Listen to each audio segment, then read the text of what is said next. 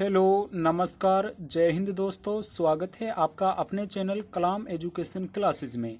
दोस्तों इस क्लास में हम करने वाले हैं आरपीएफ कांस्टेबल व एसआई से संबंधित जीके जीएस का प्रैक्टिस सेट।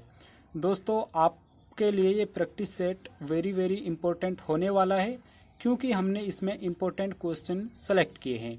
इसलिए आपको क्लास में अंत तक ज़रूर बना रहना है और आपको वीडियो के अंत में कमेंट करके बताना है कि आपने इन 20 क्वेश्चनों में से कितना स्कोर किया है। तो चलिए अपनी क्लास को शुरू करते हैं। दोस्तों हमारी क्लास का पहला प्रश्न है, 620 ईस्वी में दक्कन में चालुक्य साम्राज्य पर आक्रमण किसने किया, जिस पर पुलकेशिन द्वितीय का शासन था। दोस्तों 620 ईस्वी में चालुक्य साम्राज्य पर इनमें से किस शासक द्वारा आक्रमण किया गया था। राइट आंसर होगा ऑप्शन डी, हर्षवर्धन। दोस्तों हर्षवर्धन द्वारा पुलकेशिन द्वितीय पर आक्रमण किया गया था। वहीं यह युद्ध 618 ईस्वी में लड़ा गया था और नर्मदा नदी के तट पर लड़ा गया था, जिसमें हर्षवर्धन की पराजय हुई थी और इसमें विजय पुलकेशिन द्वितीय की हुई थी। ऑप्शन डी राइट आंसर हो जाएगा। अगला प्रश्न है, in the afternoon of time किस भारतीय कवि की आत्मकथा है। In the afternoon of time किस भारतीय कवि की आत्मकथा है। वेरी इंपॉर्टेंट है। राइट आंसर होगा ऑप्शन ए, हरिवंश राय बच्चन। दोस्तों in the afternoon of time ये हरिवंश राय बच्चन द्वारा लिखी गई है। ऑप्शन ए राइट आंसर हो जाएगा। दोस्तों आपको क्लास में अंत में बताना है कि आपने इनमें से कितने क्वेश्चनों को सही किया है। अगला प्रश्न है, निम्नलिखित में से किस राज्य में दुनिया का सबसे बड़ा रामायण मंदिर बनाया जा रहा है।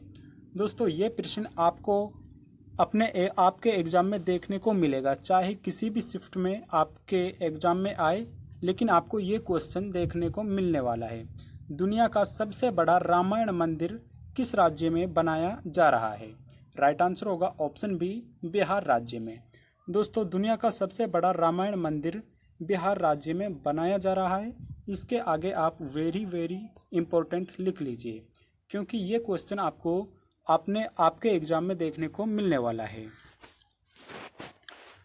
अगला प्रश्न है, स्वतंत्रता से लेकर अब तक कितनी बार जनगणना हो चुकी है। दोस्तों स्वतंत्रता से लेकर अब तक कितनी बार जनगणना हो चुकी है। राइट आंसर होगा ऑप्शन सी, 7 बार।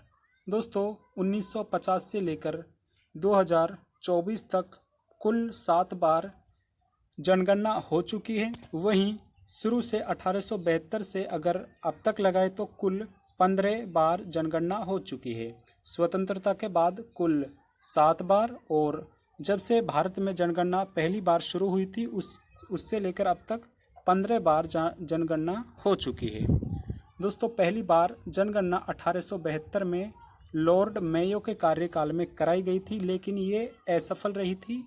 वहीं 1881 में ये नियमित रूप से लॉर्ड रिपन द्वारा कराई गई थी। चलिए अगले प्रश्न की ओर बढ़ते हैं।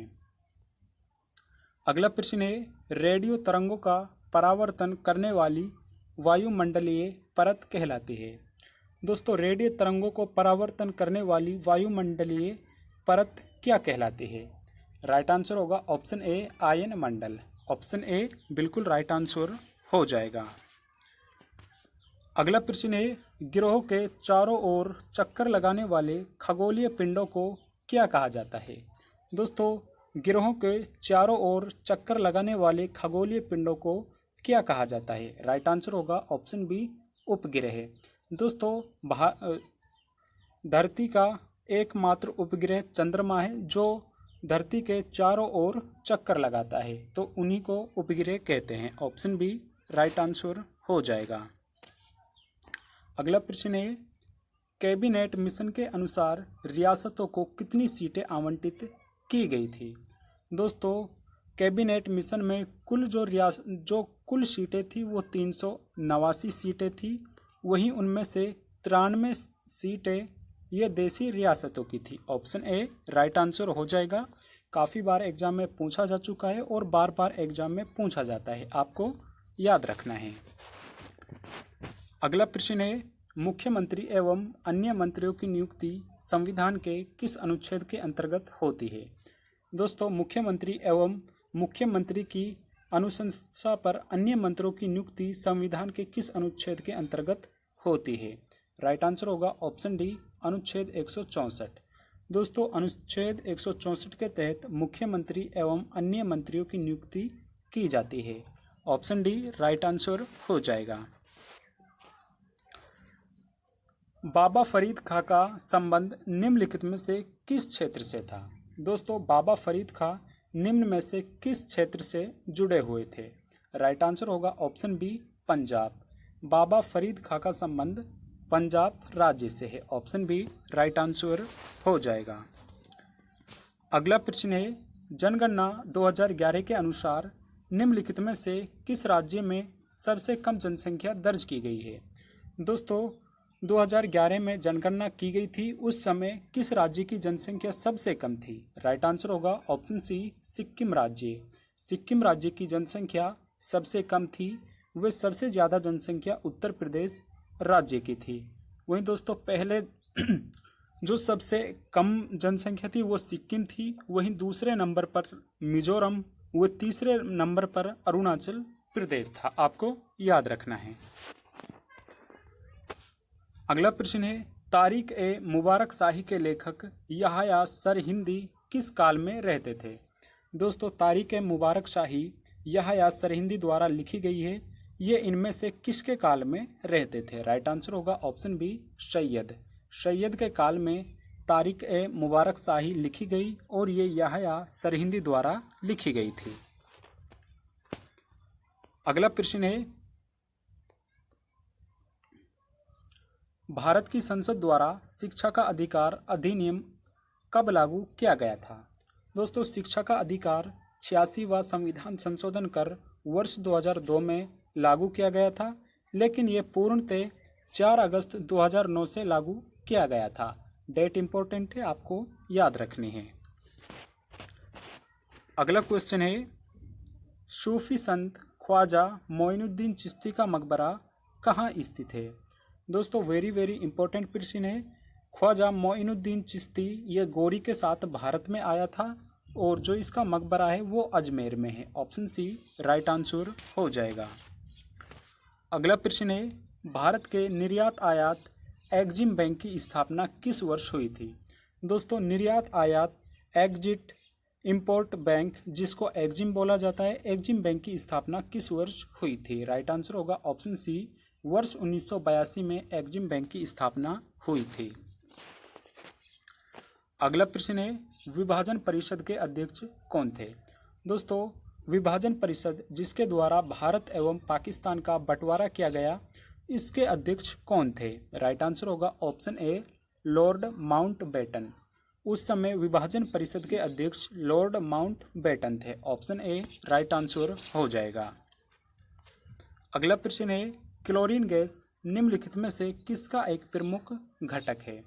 दोस्तों, क्लोरीन गैस निम्नलिखित में से किसका एक प्रमुख घटक है? राइट आंसर होगा ऑप्शन बी, आंसू गैस का। ऑप्शन बी राइट आंसर हो जाएगा। अगला क्वेश्चन है, मूंगफली का दूसरा सबसे बड़ा उत्पादक राज्य है? राइट आंसर होगा ऑप्शन बी, राजस्थान। दोस्तों, राजस्थान मूंगफली के उत्पादन में दूसरा सबसे बड़ा राज्य है। वहीं पहला राज्य गुजरात राज्य है। आपको याद रखना है, वेरी इंपॉर्टेंट प्रश्न है। साथ ही दोस्तों, अगर आपको इस क्लास की PDF चाहिए तो आप हमारे टेलीग्राम से ज्वाइन हो सकते हैं। टेलीग्राम का लिंक आपको वीडियो के डिस्क्रिप्शन में मिल जाएगा। अगला प्रश्न है, प्रसिद्ध बौद्ध भवन थिक्से मठ भारत के किस राज्य या केंद्र शासित प्रदेश में स्थित है? दोस्तों, थिक्से मठ भारत के किस राज्य या केंद्र शासित प्रदेश में स्थित है? राइट आंसर होगा ऑप्शन ए, लद्दाख। थिक्से मठ लद्दाख में स्थित है। ऑप्शन ए राइट आंसर हो जाएगा। अगला प्रश्न है, भारतीय संविधान में अनुच्छेद 356 और 360 किस पर आधारित एक लेख है? दोस्तों, 356 और 360 किससे संबंधित अनुच्छेद है? राइट आंसर होगा ऑप्शन सी, आपातकालीन प्रावधान। दोस्तों, अनुच्छेद 352 अनुच्छेद 356 व अनुच्छेद 360 के तहत राष्ट्रपति के पास कुछ विशेष शक्तियाँ मौजूद है जिनके तहत राष्ट्रपति अपना प्रयोग करता है। 352 के तहत ये जो बाहरी आक्रमण होता है उसके कारण लगाया जा सकता है। 356 राष्ट्रपति शासन और 360 ये होता है वित्तीय आपातकाल। अभी तक 360 आर्टिकल हमारे देश में एक बार भी नहीं लगा है। चलिए अगले प्रश्न की ओर बढ़ते हैं। अगला क्वेश्चन है, भारत के पड़ोसी देश भूटान की आधिकारिक भाषा कौन सी है?